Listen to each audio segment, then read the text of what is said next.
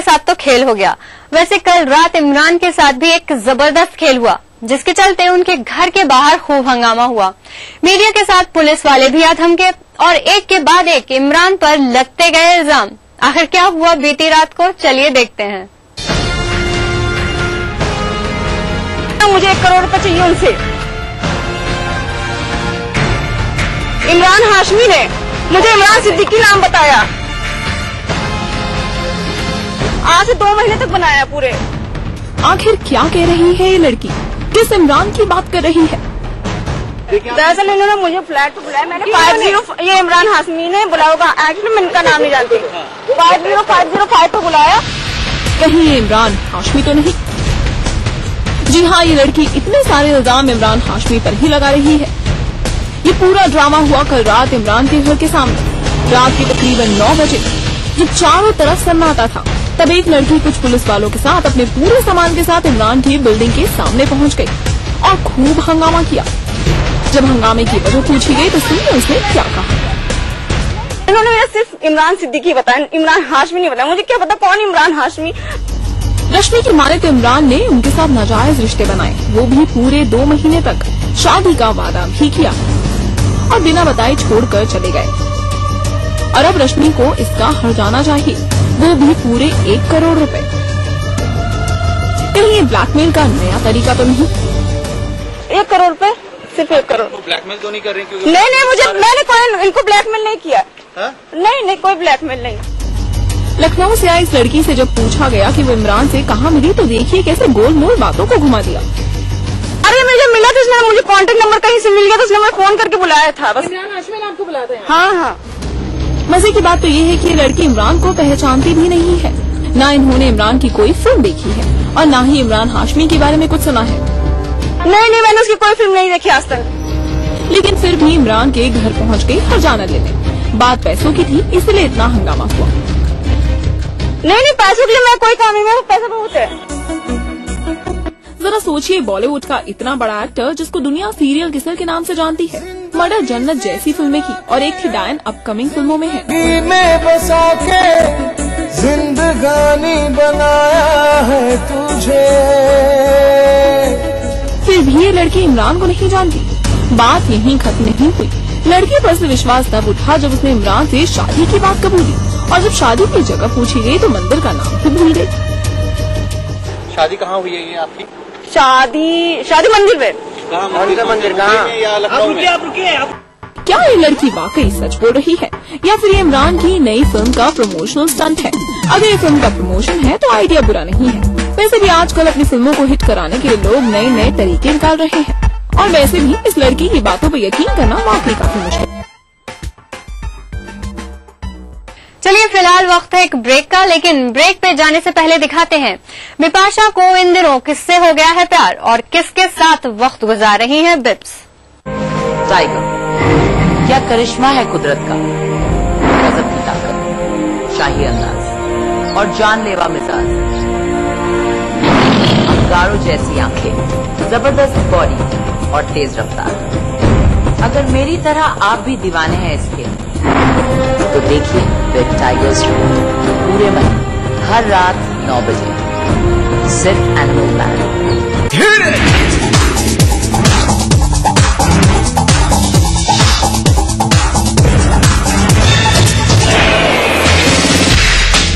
बिहार में भ्रष्टाचार पर रोक लग गई। जितना प्रस्ताव आया उसका 1% से भी कम एक्चुअल इन्वेस्टमेंट हुआ। चाहिए था करना, कदम उठाना, वो कदम नहीं उठा रहा है। कि सरकार चाहे जिसकी भी हो, ईमानदारी की कमी रही है। यात्राएं हो रही है, तो मकसद क्या होता है? जनता की मूल समस्याओं से ध्यान हटाने के लिए राम राज्य लाने की कल्पना निश्चित रूप से कर।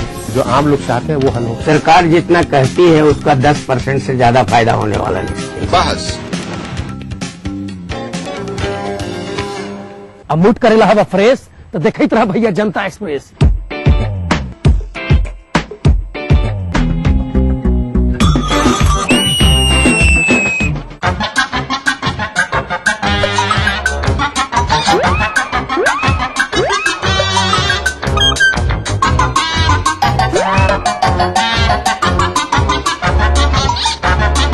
अरे मूड करना सेहत फ्रेश तो देखते रहिए जनता एक्सप्रेस, हर रविवार सुबह 11:30 बजे सिर्फ ईटीवी बिहार।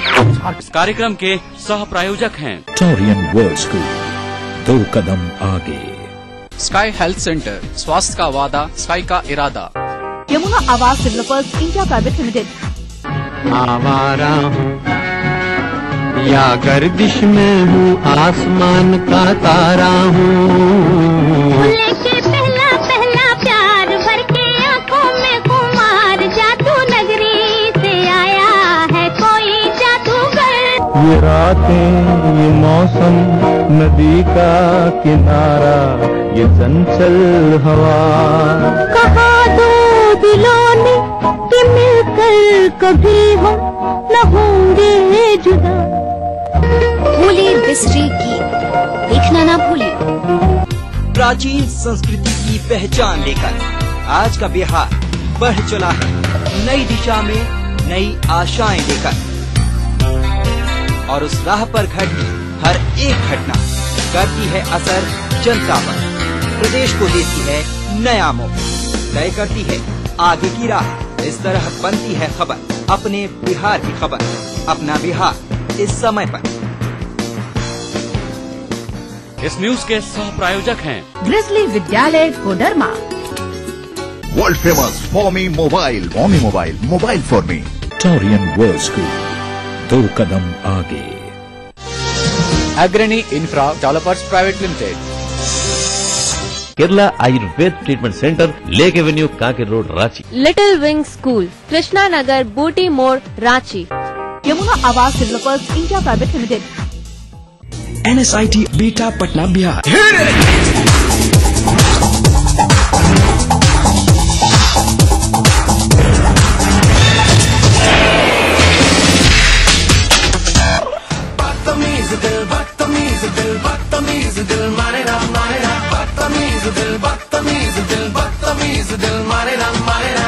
रणबीर कपूर और दीपिका पादुकोण के बीच छेड़छाड़ का ये गाना इन दिनों लोगों के दिलों में खूब धूम मचा रहा है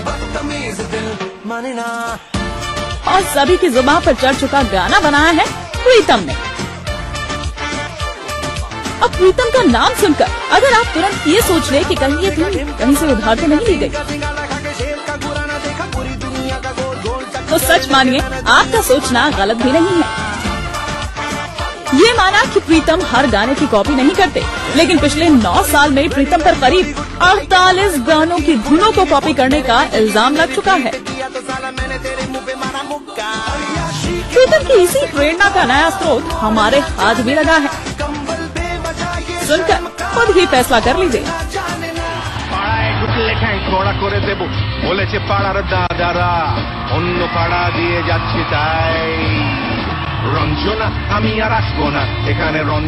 अब जरा फिर से इन दोनों गानों को बारी बारी से सुनिए।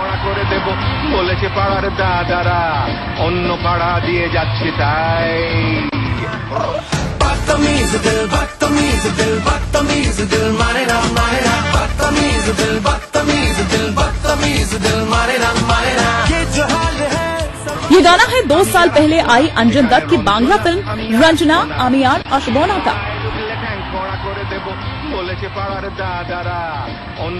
इस फिल्म को 2011 में 3 राष्ट्रीय पुरस्कार मिले थे, जिसमें बेस्ट म्यूजिक का अवार्ड भी शामिल था, जो अंजन के बेटे नील को मिला। वैसे इस गाने को 1994 में ही बना लिया गया था, लेकिन फिल्म से इस गाने को काफी पहचान मिली। एक बार फिर देखिए, दोनों गाने कहीं न कहीं एक दूसरे से काफी मेल खाते हैं। सवाल है, कमाल है, जाने ना जाने ना। रंजना আমি আর আসবো না, এখানে রঞ্জনা আমি আর আসবো না।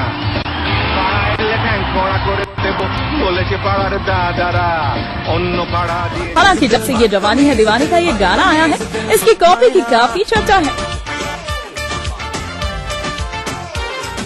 लेकिन असली गाने को बनाने वाले नील प्रीतम के प्रति काफी नरम है। उनका ये मानना है कि प्रीतम ने उनका गाना हूबहू कॉपी नहीं किया, और अगर किसी को ऐसा लगता है कि प्रीतम ने कुछ गलत नहीं किया है तो भी कोई बड़ी बात नहीं। बातों पर बहुत ज्यादा हो हल्ला करने से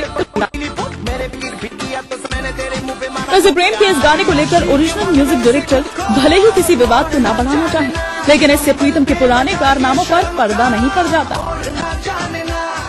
प्रीतम अक्सर अपनी धुनों की कॉपी को लेकर विवादों में रहते हैं, फिर भी कहते हैं कि वो किसी की नकल नहीं करते।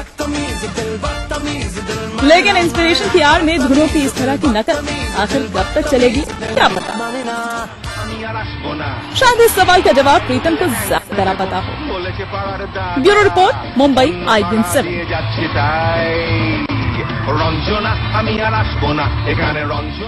हेमा मालिनी भले ही आपको पर्दे पर एक चुलबुली लड़की के किरदार में दिखाई दी हैं, लेकिन रियल लाइफ में हेमा काफी कड़क मिजाज हैं। इसलिए तो उनके साथ काम करने वाले एक्टर्स भी उन्हें हेमा जी कहकर बुलाते हैं।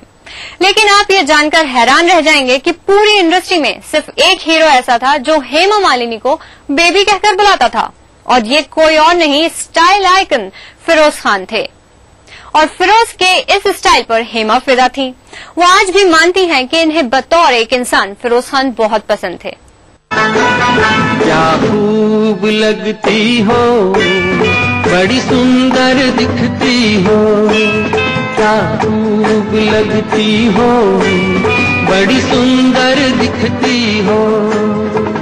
फिर से कहो, कहते रहो, अच्छा लगता है, जीवन का हर सपना अब सच्चा लगता है।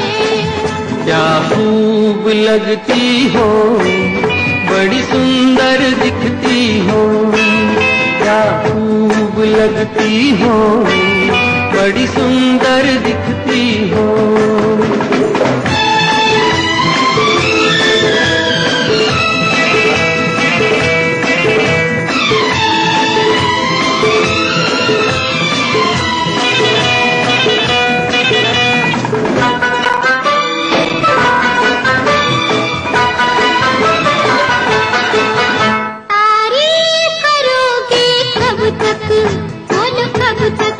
मेरे सीने में सांस रहेगी जब तक,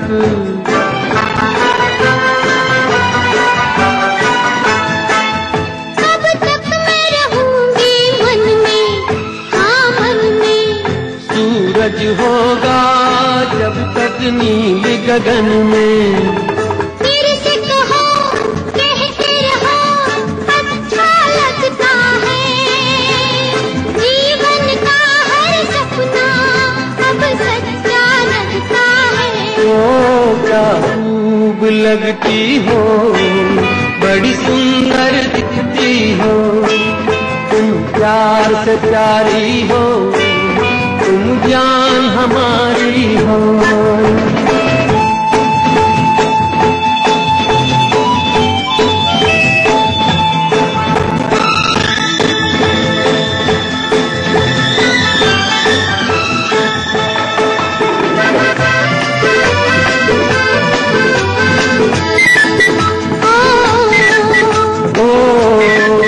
खुश हो न मुझे तुम पाकर, मुझे पाकर, प्यासे दिल को आज मिला है सागर।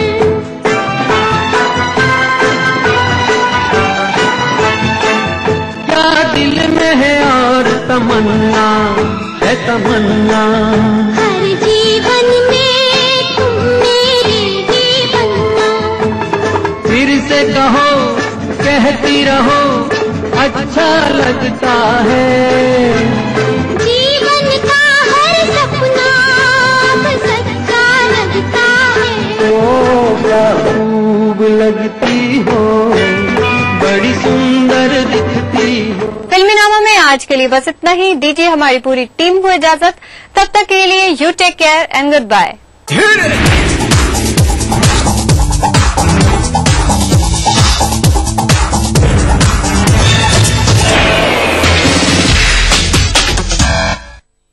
इस कार्यक्रम के सह प्रायोजक थे Desh Bhagat university Punjab, your freedom to grow.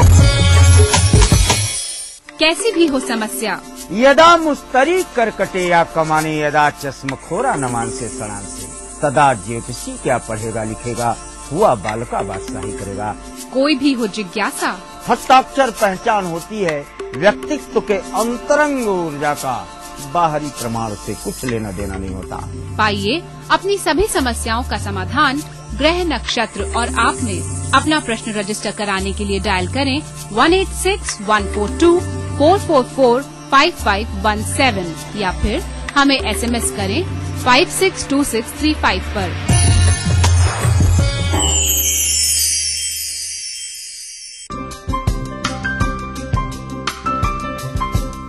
मां लाशऊरी तौर पे शेरों में आ गई, जन्नत में एक पेड़ गजल का अब लोग नए मुल्क बना सकते हैं, तहजीब की तकसीम नहीं हो सकती।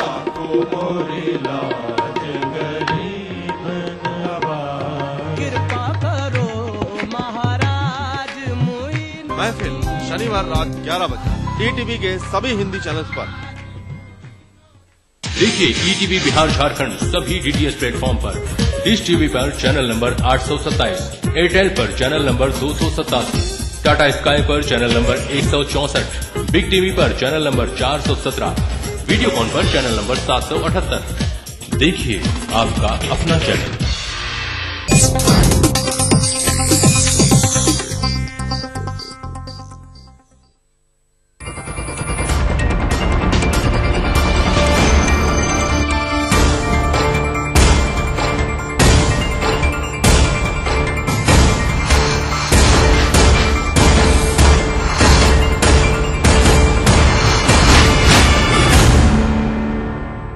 नमस्कार, मैं हूं हरिशंकर व्यास।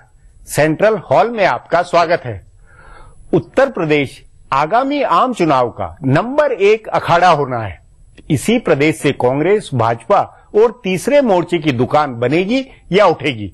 उस नाते हाल की घटनाएं और बातें उलटफेर वाली है। जैसे राजनाथ सिंह ने एक झटके में प्रदेश के तमाम पुराने नेताओं को निपटा दिया। सब 12 के भाव ठिकाने लगे। इनकी जगह वरुण गांधी को महत्व मिला। वरुण गांधी अकेले चलने और अकेले की राजनीति करने के स्वभाव के हैं। वे भाजपा और संघ की सामूहिकता में काम नहीं कर सकते। ऐसे में एकला चलो के वरुण को महत्व देकर राजनाथ सिंह ने भारी जोखिम उठाई है। सभी पुराने नेता नाराज हैं। उधर कांग्रेस ने मुलायम सिंह के पीछे बेनी प्रसाद को छोड़कर ओबीसी का कार्ड खेला है। सबसे हैरानी की राजनीति मुलायम सिंह की है। वे कांग्रेस को कोस रहे हैं तो अडवाणी की तारीफ कर रहे हैं। मुस्लिम वोटों को पटाने के पेतरे हैं तो शक भी पैदा कर रहे हैं। मुलायम सिंह और मायावती की धुरी पर चुनाव होना है, मगर इस धुरी के खिलाफ कांग्रेस और भाजपा आंदोलन नहीं कर रहे हैं। आज उत्तर प्रदेश की अजीब राजनीति पर चर्चा है, पर इससे पहले सुर्खियां, राजकाज व गपशप है और शुरुआत सत्ता गलियारों की गपशप से करते हैं। एनसीपी नेता शरद पवार और समाजवादी पार्टी के मुखिया मुलायम सिंह की राजनीति को लेकर भाजपा नेताओं के कान खड़े हुए हैं। दोनों के बीच कोई खिचड़ी पक रही है जिसे भाजपा के नेता समझ नहीं पा रहे हैं। हालांकि उन्हें इतना अंदाजा है कि इनकी राजनीति के पीछे कांग्रेस का हाथ है। यूपीए से डीएमके की समर्थन वापसी के बाद मुलायम और पवार की नजदीकी बढ़ी है। दोनों नेताओं की मुलाकात दिल्ली में हुई थी और उसके बाद मुलायम एनसीपी के असर वाले सांगली में एक कार्यक्रम में हिस्सा लेने गए और पवार ने एक इंटरव्यू में कहा है कि सपा को अपमानित करना बंद करना चाहिए, नहीं तो उसके गंभीर नतीजे हो सकते हैं। पवार ने कांग्रेस और मुलायम के बीच सद्भाव बनाने का काम किया है। बताया जा रहा है कि पवार और मुलायम की जोड़ी यूपीए के सहयोगियों और पूर्व सहयोगियों को एकजुट करने का काम कर रही है। कांग्रेस के एक वरिष्ठ नेता के मुताबिक यूपीए 3 की बजाय एक वैकल्पिक व्यवस्था के तहत तीसरे मोर्चे की राजनीति हो रही है, ताकि अगले चुनाव के बाद एनडीए की सरकार न बनने दी जाए। इसके लिए कांग्रेस के साथ रहते हुए ये दोनों नेता प्रादेशिक क्षत्रपों को एक साथ लाएंगे और चुनाव बाद कांग्रेस की मदद से इनमें से किसी के नेतृत्व में तीसरे मोर्चे की सरकार बनेगी।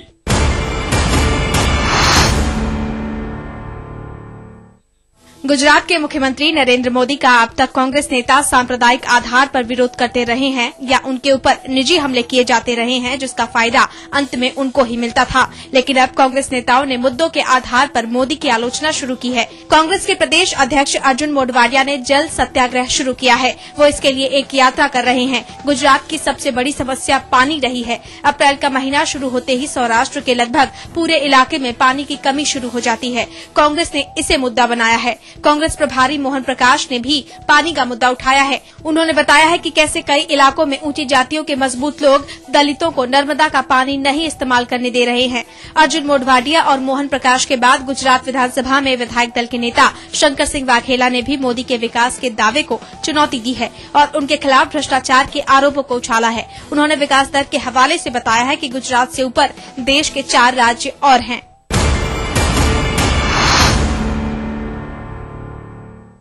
कांग्रेस उपाध्यक्ष राहुल गांधी ने बिहार में पार्टी की हालत सुधारने के लिए प्रदेश नेताओं के साथ चर्चा की है।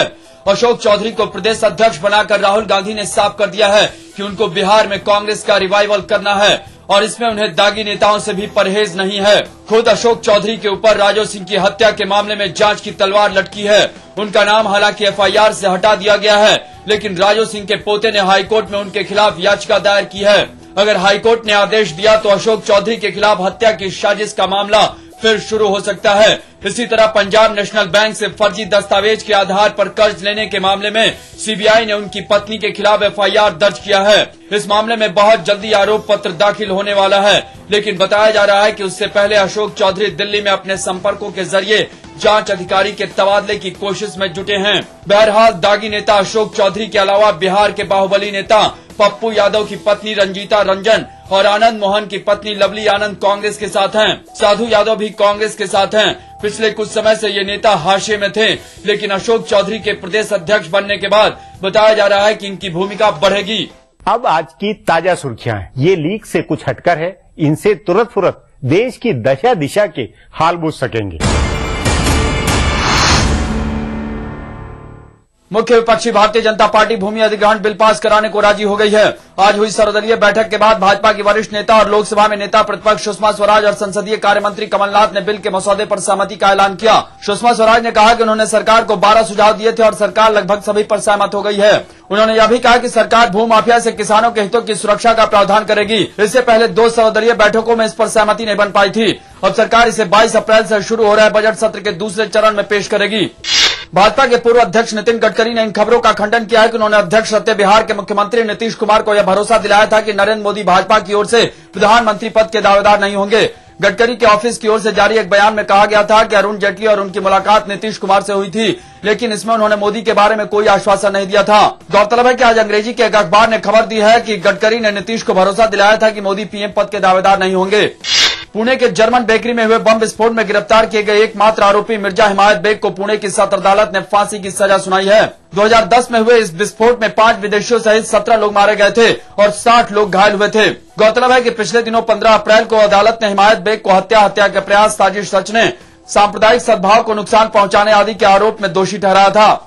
सूचना व प्रसारण मंत्री मनीष तिवारी ने भाजपा और एनडीए पर हमला करते हुए कहा है कि एनडीए में सिर्फ निजी महत्वाकांक्षा की आवाज सुनाई दे रही है, जबकि यूपीए आम लोगों की सेवा के लिए तत्पर है। उन्होंने कहा कि एनडीए के सभी घटक अलग अलग सुर में बोल रहे हैं। तिवारी ने कहा कि एक तरफ यूपीए है जो आम आदमी के भले में लगी है और दूसरी तरफ एनडीए नेता है जो निजी महत्वाकांक्षा पूरा करने में लगे हुए हैं। उन्होंने कहा कि अब लोगों को फैसला करना है कि जनहित में क्या है और निजी हित में क्या है। बहुजन समाज पार्टी की मुखिया मायावती ने कहा है कि भाजपा किसी मुगालते में न रहे। अगले चुनाव में मोदी फैक्टर किसी काम नहीं आएगा। उन्होंने कहा कि अगले चुनाव में चौंकाने वाले नतीजे आएंगे।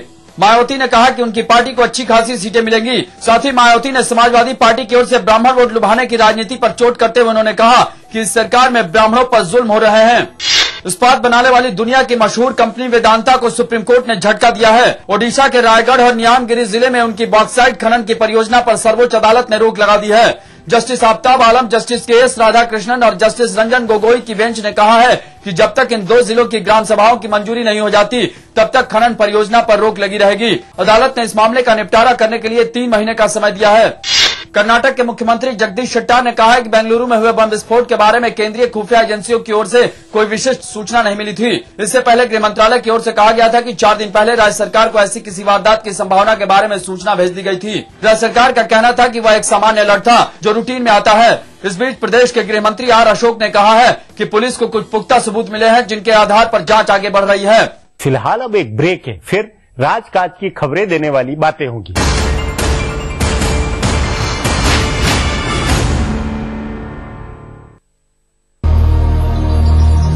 बढ़ रही है जनसंख्या, घट रही है जोत, ऊपर से महंगाई का बोझ, विश्व बाजारों में जारी है प्रतिस्पर्धाओं का दौर।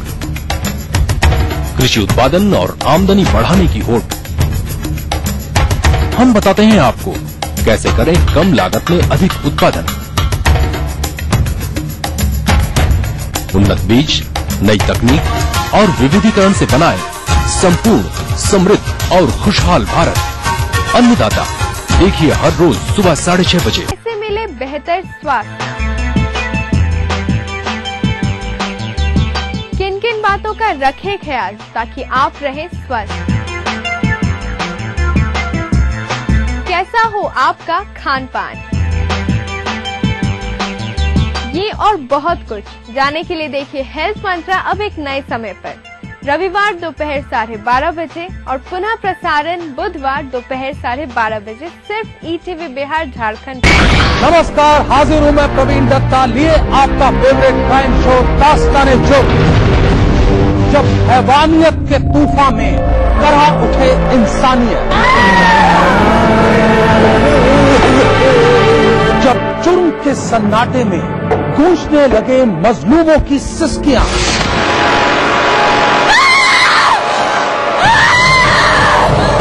तब उस खामोश जुर्म को हम देते हैं मुकम्मल आवाज और करते हैं आपको बाखबर, ताकि आप न हो जाएं किसी की खौफनाक बदनीयत के शिकार।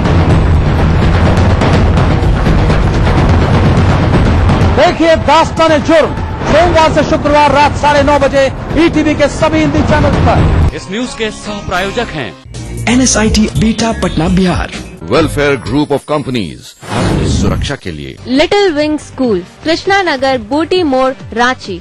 Your dream comes true, NSIBM Jamshedpur. Bihar में भ्रष्टाचार पर रोक लगे। जितना प्रस्ताव आया उसका 1% से भी कम एक्चुअल इन्वेस्टमेंट हुआ। चाहिए था करना, कदम उठाना, वो कदम नहीं उठा रहा है। तो सरकार चाहे जिसकी भी हो, ईमानदारी की कमी रही है। यात्राएं हो रही, तो मकसद क्या होता है? जनता की मूल समस्याओं से ध्यान हटाने के लिए राम राज्य लाने की कल्पना निश्चित रूप से करें। जो आम लोग चाहते हैं वो हल हो। सरकार जितना कहती है उसका 10% से ज्यादा फायदा होने वाला नहीं। बहस